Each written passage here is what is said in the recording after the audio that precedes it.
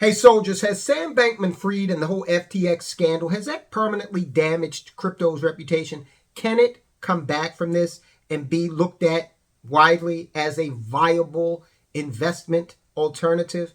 Look, we're going to examine it. But first, let me say, if you're out there making money in crypto and you're doing it legitimately, more power to you. I don't knock hustles, okay? I will be straight up honest with you. I don't understand crypto. I don't understand it enough to invest in it. And I am okay with admitting that. There's no shame in my game because I'm not trying to lose a dime.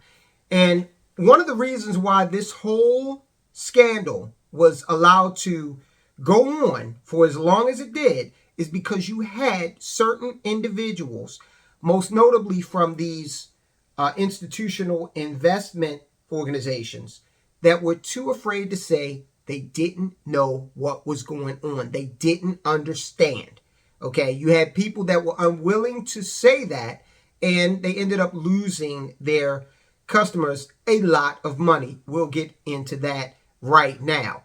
And then we'll get into whether or not this is able to, is this going to be looked at favorably again anytime soon?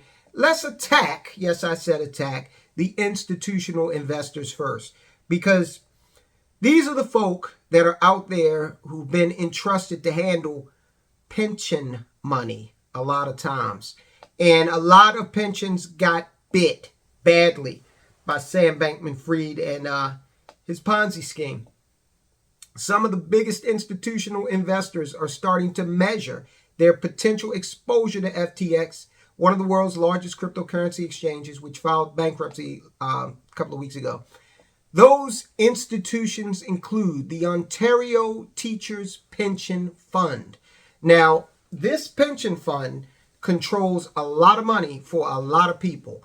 The Ontario Teachers Pension Fund was a direct investor in FTX. The Alaska Permanent Fund Corporation, the Washington State Investment Board, and other institutions were indirect investors via Sequoia Capital and other venture capital firms. Among investors in Institutional Venture Partners Fund with exposure to FTX are Tennessee Consolidated Retirement System, City and County of San Francisco Employees Retirement System, Maryland State Retirement and Pension System, and the Alaska Permanent Fund Corporation. Now, let's encapsulate this. Let's get down to the nitty-gritty in terms of exactly who we're talking about. We're talking about teachers. We're talking about firefighters. We're talking about police officers. We're talking about municipal employees who are out there working with the expectation that come retirement, there's going to be a certain amount of money waiting for them to help them live out the rest of their days in some semblance of financial security. Okay? And that may have been it hasn't been eliminated. These funds are diversified, but they have taken a hit. The Illinois Municipal Retirement Fund was invested in Lightspeed Venture Partners, which also had exposure to FTX. I'm not going to lie, guys. I'm not an institutional investor, but I got a big problem with putting this type of money on something this speculative. Now, the other thing is, when you talk about what FTX is, and yeah, I'm going to engage in some ageism. I'm sorry, I'm not investing billions of dollars to a 28-year-old who is a fan of dressing up as Harry Potter characters, okay, publicly. Now, what you do behind closed doors, knock yourself out. And yeah, you are supposed to have a private life. But I'm going to tell you, I'm going to be quite honest with you. If Jamie Dimon, the CEO of JP Morgan, came out tomorrow dressed as, let's say, Wonder Woman publicly and, really flaunted that, I'm going to have to rethink my investment in JP Morgan because this is, a judgment issue. There's a time and a place for all things. These people were very young. Sam Bankman-Fried's 30 right now. Caroline Ellison is 28. And I'm sorry. Okay, say what you will. I am not investing that type of money with people with no experience. Okay, they can be as bright and intelligent as they want to be. More power to them. Great. And yeah, you might say, well, Tyrone, you might lose out on it. I might. But at the same time, I might also not lose out, which is the case for many people who did not come near FTX, right? And yeah, if you've got a solid business plan, like say you are, a young Elon Musk that is saying, I want to produce a hard and fast material item like a rocket ship that is going to reduce the payload cost of transporting military and government satellites into space, okay? And, well, it's pretty easy to see whether or not a rocket can make it into space or not, all right? So that's a different story. But with this crypto thing, no way, no how would I have ever entrusted that to these two. We are in the business of taking risk. Some investments will surprise to the upside, and some will surprise to the downside. We do not take this responsibility lightly and do extensive research and thorough due diligence on every investment we make. That's according to Sequoia. That's what they said in a letter that they published. At the time of our investment in FTX, we ran a rigorous due diligence process. So they ran due diligence on what they thought was real. Okay, and Sam Bankman-Fried, now we're learning he didn't have certain bank accounts. He was shuffling money here and there. So what they were seeing was not real in terms of their due diligence. Now, the problem with that is because the regulation in this industry is almost non-existent. And so there were no hard and fast penalties for saying, okay, if you sign off on something that ain't true, you're looking at a federal prison sentence. Ontario teachers invested a total of $75 million in FTX in October last year. Then another $20 million in January of 2022. The pension fund, with 242.5 billion Canadian dollars, or 178.2 billion US dollars in assets, said in a statement Thursday, the pension plan housed the FTX investment in its teachers' venture growth platform.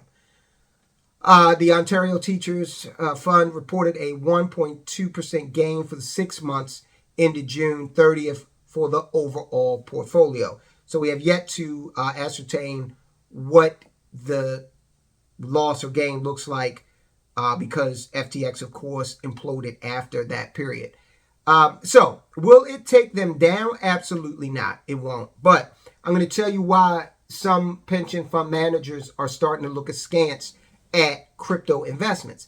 It's easy to see. You, as a pension fund manager, as a money manager, you do not want these big losses on your record, on your resume, okay? This stuff has gone to zero, all right? So it's not like it lost 5%. This is not something that you want to be associated with or have your career or your business associated with. So you can best believe that these folks are going to be a hell of a lot more gun shy going forward. We're going to see a lot more trepidation in terms of examination. They're going to push for, big time regulation, which, you can argue we should have had. They're going to push hard for those things because no one wants to be caught with their pants down. No one wants to have to go to a client and say, hey, guess what? We've just lost millions of dollars due to the fact that this thing we thought we did due diligence on. The customer ain't trying to hear that, man. No one's going to say, oh, well, you tried your best. Not when millions of dollars are missing, suddenly evaporated. Let's look briefly at this Vox article. Crypto probably isn't dead, but should it be?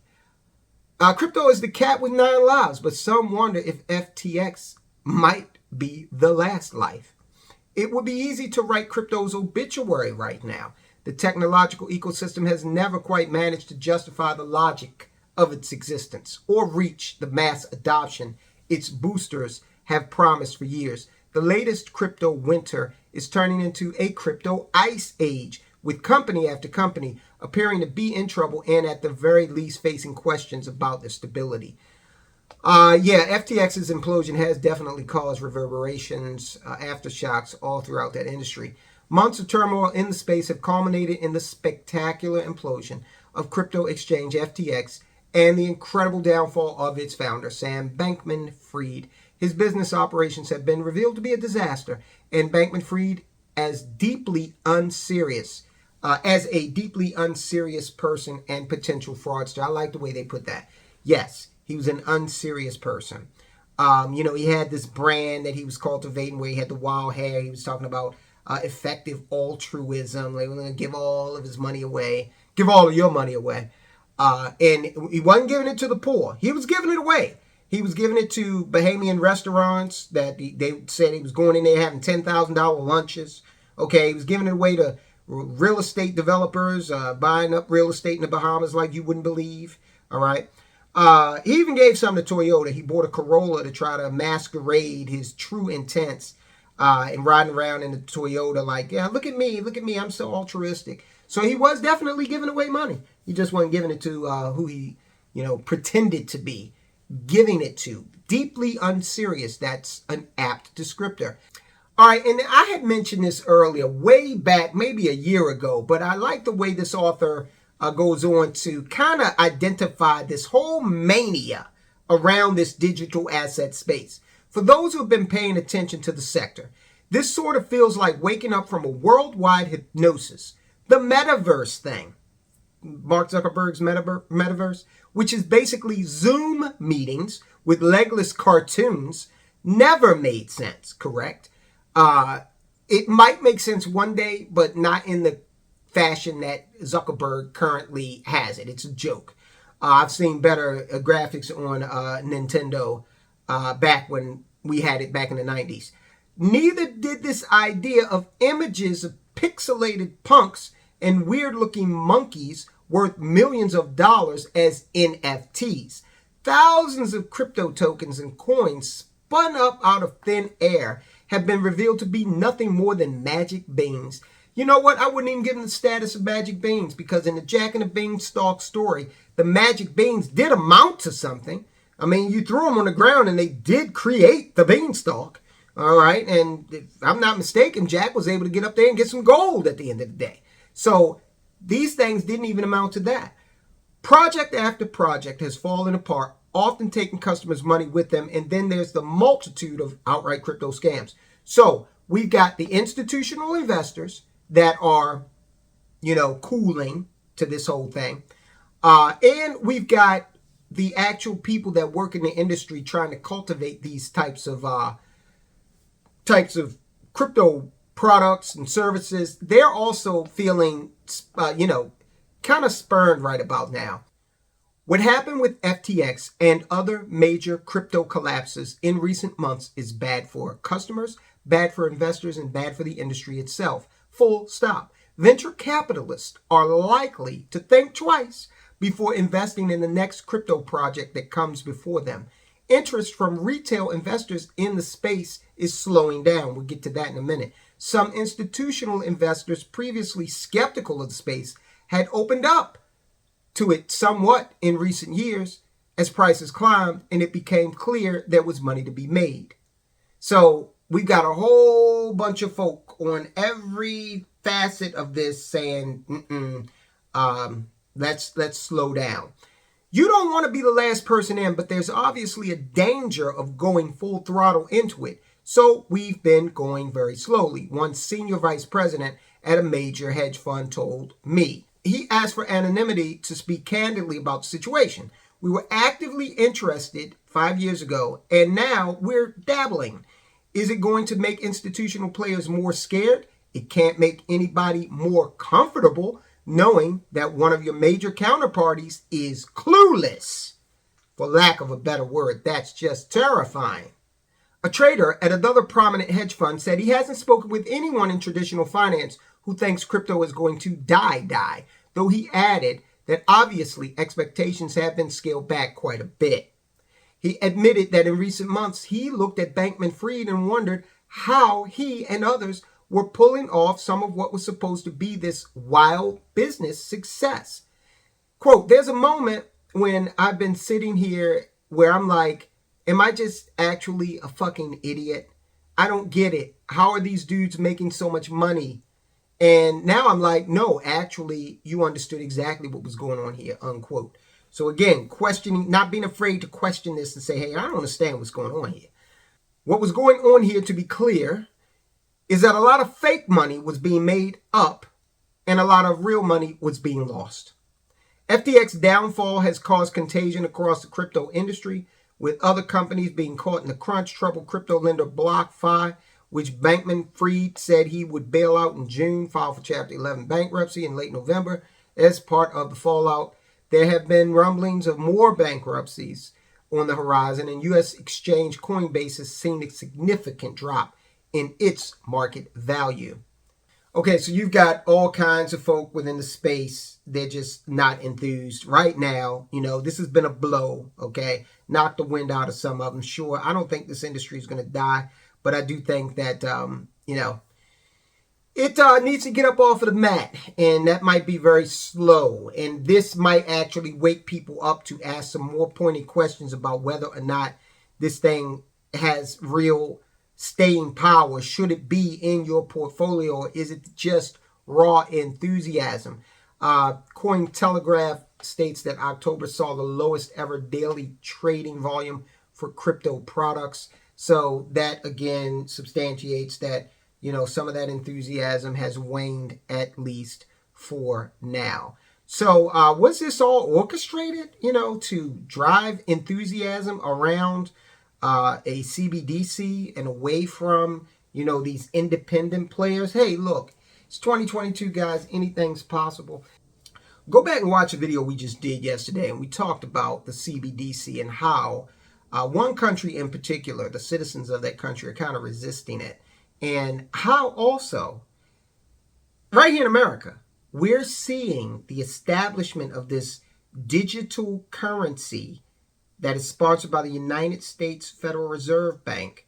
How we're seeing some companies already jump in and try to get between you and your rights based on your spending habits. It's very important you watch that.